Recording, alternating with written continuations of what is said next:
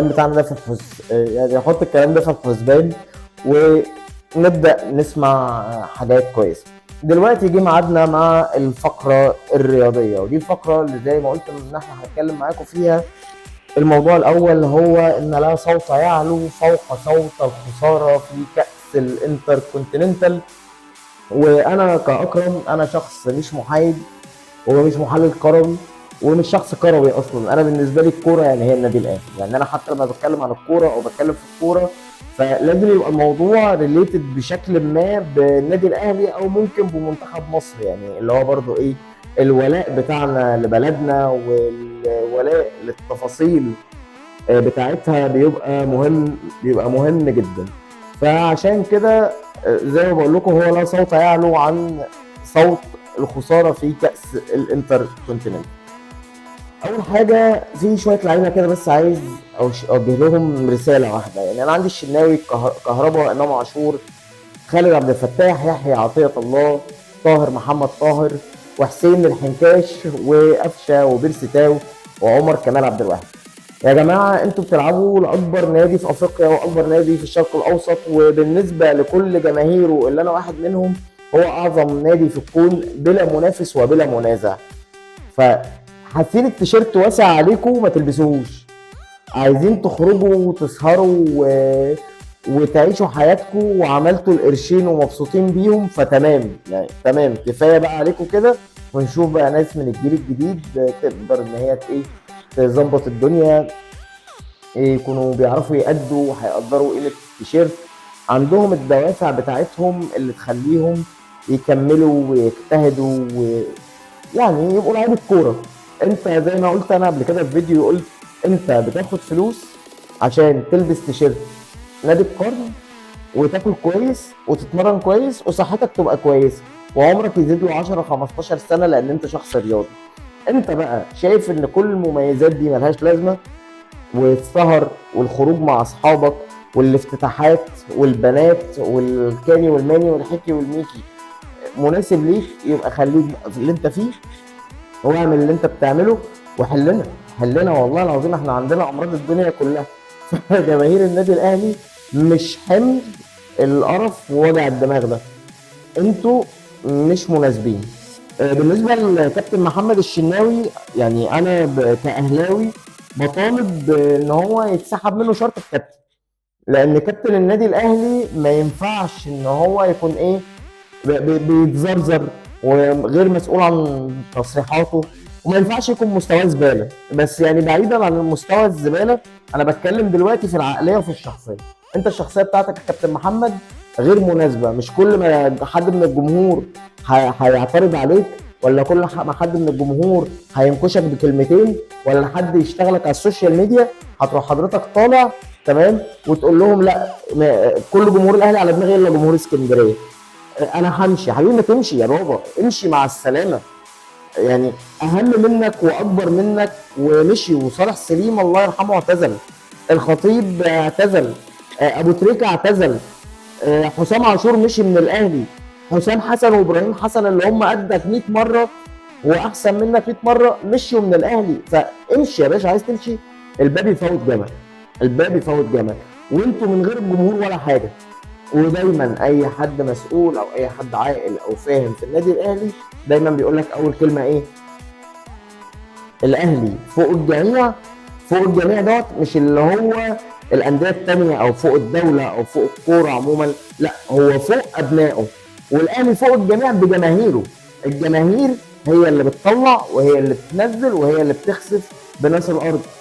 واسال غيرك كتير، اسال غيرك كتير مشيوا من النادي الاهلي وكانوا بيهبلوا بيهرتلوا كده بالكلام ومش عارفين يظبطوا، اعرف ايه اللي حصل لهم، وساعتها انت هتعرف تمامك ايه. كهربا انا شايف ان كفايه قوي قوي قوي كده، لعيب مش ملتزم، لعيب واخد الغرامه التاريخيه في النادي الاهلي. اول لعيب نسمع ان هو يتغرم بمليون جنيه هو محمود عبد المنعم كهربا، مش محافظ على مستواه، مهتم بالسهر، الخروج، الافتتاحات والبنات، وما خافيا كان اعظم، ومش عايزين نتكلم في الموضوع. فيا ابن الحلال شوف لك نادي، شوف لك عقد، اتكل على الله، تقعد في بيتكم، يعني مش قصتنا، واحنا كاهلاويه ملناش ذنب خالص بمشاكل حياتك وقصصك دي. امام عاشور لو شايف نفسك ان انت هتبقى النسخه الثانيه من كهربا، فممكن وكهربا ماشي تمشي معاه، ويا عم ارجع الزمالك، روح بقى النادي المكسيكي ولا النادي ولا الدنماركي، ميتلاند الدنماركي، وعيش حياتك هتتبسط هناك قوي يعني. احنا كده كفايه، اسلك طولك، شد. كنت بتلعب بجرينتا وكل حاجه الماتش اللي فات، بس ما فيش باص بيطلع من رجلك صح، فاتكل على الله وريحنا وريح دماغك. استاذ يحيى عطيه الله، يعني انا مش عارف، انت كرشك اكبر من كرشي يا اسطى، انت كرشك اكبر من كرش 4 لعيبه مع بعض، انت مش قادر تقف على رجلك ولا قادر تجري، ما هو انت هتجري بالكوره ولا هتجري ببطنك؟ فيعني برضو ايه، لو مش ناوي تظبط فكده كده هي اعاره، فممكن تتكل على الله وما نجددش وبلاش وجع دماغ وقف. الاستاذ طاهر محمد طاهر، انا دايما عندي مشكله مع اللعيب اللي بيتالق ماتش ولا ماتشين وبعد كده تلاقيه اختفى وبقى طاجن يعني هو بدل ما بقى كان طاهر محمد طاهر بقى طاجن محمد طاجن.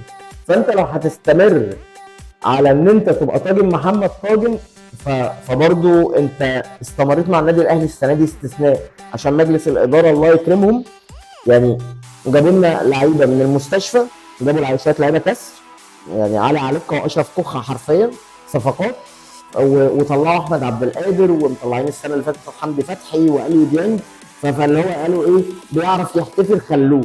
فلو هي الموضوع هيمشي احتفالات بس، فما شاء الله عليكم انتم مضيعين 3 بطولات بضربات الجزاء، فما بقاش فيه احتفالات خلاص يا عم طاهر، فوجودك هيبقى ملوش لازمه. الاستاذ حسين الشحات اللي اتنازل عن 140 مليون جنيه عشان يلعب في النادي الاهلي، انت فعلا كده بتلعب في النادي الاهلي، انت بتلعب في اعصاب جمهور النادي الاهلي عشان حضرتك بتأنن ومش عايز تباصي الكوره.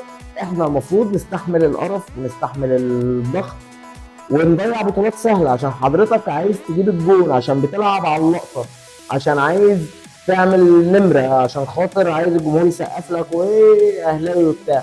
باشا الحنكشه دي ملهاش مكان في النادي الاهلي، ولو مش عاجبك الكلام اتفلق. الاستاذ قفشه، انت هتموت وتلعب، بس لما بتلعب ما بحسش بيك يا اسطى، يعني انت لما بتنزل في الملعب انا ما بحسش ان انت بتعمل حاجه، ما بشوفكش، ما بشوفش منك اداء، ما بشوفش منك كي باص، ما بشوفش منك شوطه عدله، فايه برضه زيك زي الاستاذ طاهر، ماتش كويس و10 وحش، فخليك على الدكه. الاستاذ بيرسي تاو، يعني هو من ساعه ما خد افضل لاعب في افريقيا، افضل لاعب يعني من اللعيبه المحليين في افريقيا، وراح مع منتخب جنوب افريقيا، فهو حتى الان لسه هناك، يعني هو راح مع المنتخب اتصاب ولغايه دلوقتي لسه في المستشفى بيتعالج. استاذ عمر كمال عبد الواحد، يا جماعه رجعوا محمد هاني، احنا عايزين محمد هاني، يعني على الاقل محمد هاني احنا بنحاسبه ان هو باك يمين. عمر انا مش عارف انت بتعمل ايه، برده ماتش حلو وماتش وحش، هو في ايه يا جماعه؟ العيال دي بتاكل سرسه ولا بتعمل ايه؟ بس عشان خاطر يعني ايه، خلق الواحد بأداء جدا من الموضوع ده، وما زلت متعكن من الماتش. انا لما حد بيجيب لي سيره الماتش او سيره الاهلي انا بتنرفز.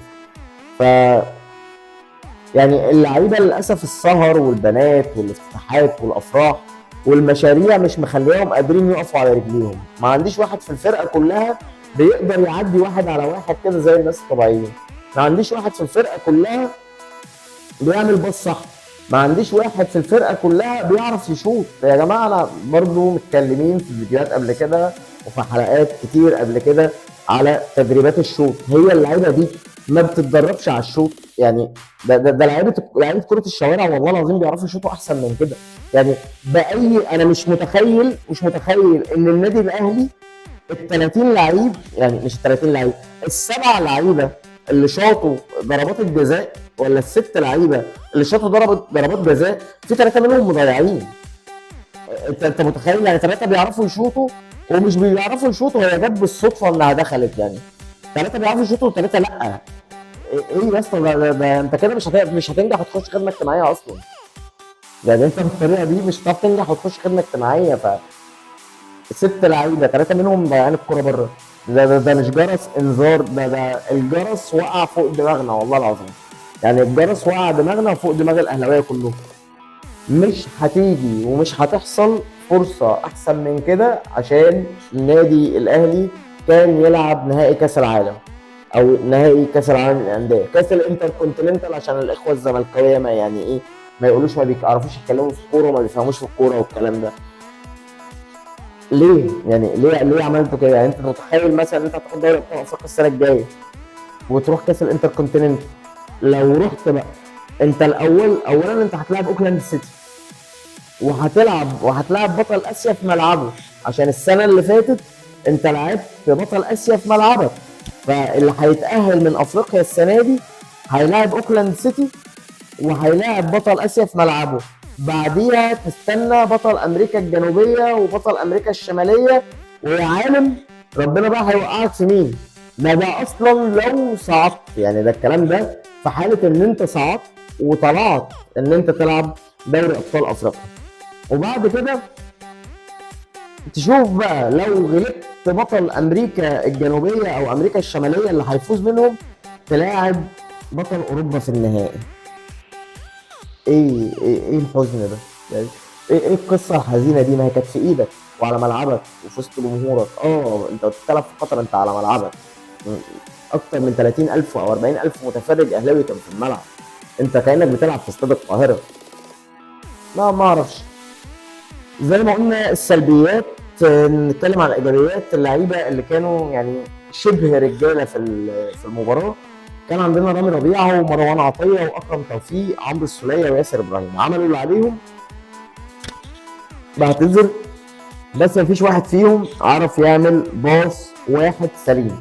مفيش باص واحد سليم. بحب افكر الناس مره تانية تقدروا تواصلوا معانا من خلال الواتساب الخاص بالاذاعه، موجود في لينك الويب سايت. تقدر تبعت المسج بتاعتك دايركت وهنرد عليك على طول. او اللي عايز يتفرج على الشو لايف ويبقى شايفني ممكن يدخل من tiktok.com @EG_on_air. هيلاقي ان في بث مباشر دلوقتي احنا بنتكلم معاكم فيه لايف. خلينا نكمل ونروح بقى للمدرب. المدرب العنيد، اللي بيحب وبيكره وللاسف شخصيته ضعيفه. المدرب اللي بقى حاليا بيفكر في الحجج اكتر ما بيفكر في الكوره وفي خطط الكوره. الاستاذ مارسيل كولر، يعني انا مش عارف الحاله العامه دي. حد عامل لنا عمل طيب محسودين يعني؟ طب بخروا اوضه التغيير، اوضه الملابس يعني. كهربا بيعمل ايه ما علينا. مجلس الاداره طبعا هو المسؤول الاول والاخير عن الظهور بالشكل ده. وانا اموت واعرف فين الصفقات. يعني انا لا ارى اي صفقات للنادي الاهلي. انا مش شايف صفقه كويسه او صفقه مناسبه ان هي تلعب للنادي الاهلي او تلبس الشيرت للنادي الاهلي. يعني هم الجماعه تقريبا بيشوفوه، يعني هم بيروحوا يشوفوا المكسحين اللعيبه اللي بطلت كوره ويجيبهم النادي الاهلي.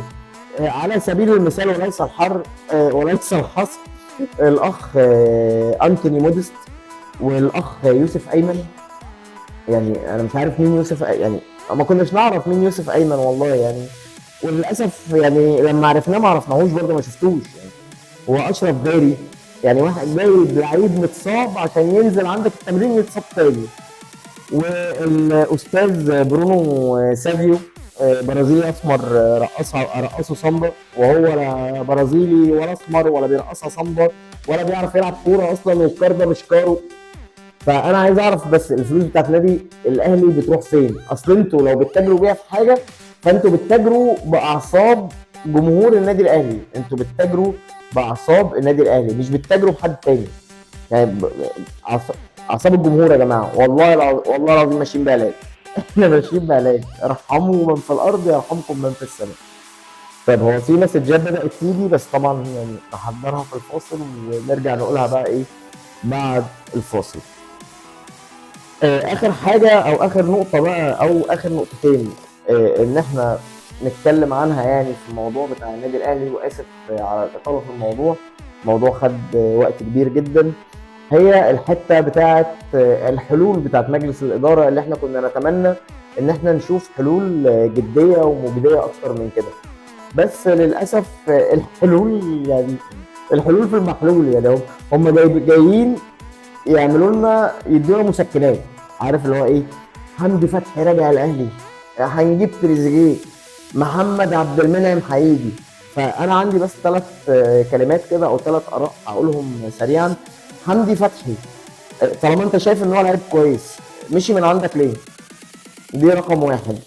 الحاجه الثانيه، الاستاذ تريزيجيه ده لعيب كبير وكان محترف بره ومن اهم اللعيبه اللي جت في تاريخ مصر وكل الكلام ده جميل، بس عنده 31 سنه. ايوه هيجي يعمل ايه؟ هيلعب هيديني شوط يعني؟ هيلعب لي 10 دقائق حلو؟ مش عايز يا عم الحاج، يعني مش عايز. تمام. الاستاذ محمد عبد المنعم. محمد عبد المنعم مشي بمزاجه، وكان يعني محسسني ان هو مولود في حواري يعني في حواري نيس مش حواري باريس. هجيبه شهر اعمل بيه ايه؟ ما خليه عنده، خليه عنده يا عم واشتريه صفقات عادله زي الناس. يعني خليه هناك واشتري لي صفقات عادله زي الناس. اخر حاجه بقى، مجلس الاداره زي ما قلنا يعني هو مجلس الاداره بلعيبه باداره فنيه قطع كسح كسل حرفيا. بالنسبه بقى للاساتذه الزملكاويه، مع احترامي لنادي الزمالك ومع احترامي لجمهور نادي الزمالك ومع احترامي لاساطير نادي الزمالك، طول ما انت بتتكلم في الصح هيبقى في بيني وبينك نقاش، وهنقعد ايه نتفاهم كده ونشوف مين عمل ايه فين وازاي وليه والكلام ده. لكن لما تبقى بتتكلم في الغلط وتبقى بتتكلم عن نادي فارق عنك بسنين ضوئيه في كل البطولات، يعني انا بيني وبينك 30 دوري، بيني وبينك 7 افريقيا، بيني وبينك 5 سوبر افريقي، يعني انا في كل حاجه بيني وبينك سنين ضوئيه فعليا. بيني وبينك في السوبر المصري 10، وهي اصلا البطوله كلها اتلعبت على بعضها 15 مره. ف بتيجي بقى انت بتتكلم على بطوله انت ما شاركتش فيها اصلا، يعني انت ما شاركتش فيها ولا تعرف نظامها ولا تعرف بتعمل فيها ايه، وما بتتفرجش عليها غير مقيده في النادي الاهلي وفي جمهور النادي الاهلي. طب ليه يا حبيبي؟ ليه؟ ليه يا بابا؟ خليك في فريقك، خليك في فريقك وادعمه وشجعه، واتمنى ان هو في يوم من الايام يوصل لربع اللي النادي الاهلي واصل له. يعني نتمنى ان احنا نشوف نادي زي نادي الزمالك موجود في بطوله زي كاس الانتركونتيننتال او كاس العالم للانديه ويبقى بينافس. ما هو كله في الاول وفي الاخر لمصلحه الكره المصريه، يعني هو كده كده في الاول وفي الاخر كل ده هيصب في مصلحه الكره المصريه. كفايه كلام عن النادي الاهلي وخلينا نتكلم عن ماتشات النهارده وماتشات بكره، او يعني الماتشات اللي اتلعبت النهارده ونتائجها كانت ايه، ونشوف بقى ماتشات بكره هيبقى فيها ايه وهيحصل ايه كده. النهارده في كاس الرابطه بيراميدز كان بيلعب الاتحاد السكندري وتمكن من الفوز عليه بنتيجه 2-0. يوفنتوس في كاس ايطاليا غلب كالاباري 4-0. يعني اعذروني والله انا بشجع الاهلي بس في 3/4 اسامي الانديه انا ما اعرفهمش. في دوري المحترفين المصري الترسانة، دوري المحترفين المصري البطولة اسمها كده الايجيبشن ليج، الترسانة قدر يفوز على نادي القناة بنتيجة 2-1. في الدوري الاماراتي شباب الاهلي دبي قدر يفوز على الوصل بنتيجة 3-0. في الدوري الاردني الوحدات قدر يفوز على السلطة بنتيجة 2-0. وفي الجزائر شباب بلوزداد بيفوز 3-0 على شبيبة الثورة. في كاس هولندا مش مهم، ونشوف بقى عندنا ماتشات ايه بكره. ساوثهامبتون هيلعب مع ليفربول في كاس الرابطة الانجليزي الساعة 10 مساء بتوقيت القاهرة. ارسنال وكريستال بالاس هيلعبوا في الساعة 9:30، وموناكو وباريس سان جيرمان هيلعبوا الساعة 10، ونيوكاسل وبرنتفورد هيلعبوا الساعة 10 الا ربع. غريب قوي ميعاد 10 الا ربع ده. والدوري الاسباني هيلعب فيا ريال مع رايو فايكالو في الساعه 10:30 مساء. وفي كاس ايطاليا هيلعب روما مع سامبدوريا. والدوري الاسباني هيلعب اسبانيول مع فالنسيا.